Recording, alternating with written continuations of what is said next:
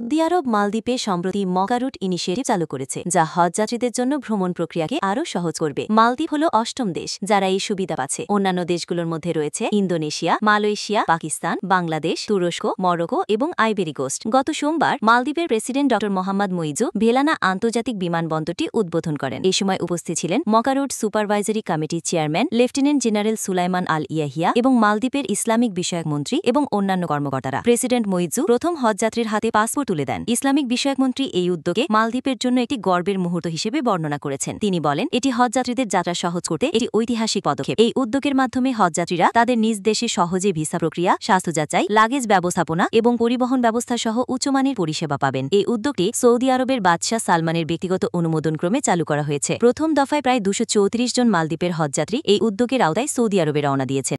মালদ্বীপ হল দক্ষিণ এশিয়ার একটি দ্বীপরাষ্ট্র যা ভারত মহাসাগরে অবস্থিত। এটি প্রায় 1200 ছোট ছোট দ্বীপ নিয়ে গঠিত, যার মধ্যে মাত্র কয়েকটি দ্বীপে মানুষজন বসবাস করে। মালদ্বীপ পর্যটনের জন্য বিখ্যাত। এখানকার সাদা বালির সৈকত এবং নীল জলরাশি পর্যটকদের আকর্ষণ করে। মালদ্বীপের ভাষা হল ধিবেহি এবং ইসলাম হল প্রধান ধর্ম। মালদ্বীপ প্রবাল দ্বীপ নিয়ে গঠিত হওয়ায় এটি জলবায়ু পরিবর্তনের কারণে ঝুঁকিপূর্ণ দেশগুলোর মধ্যে।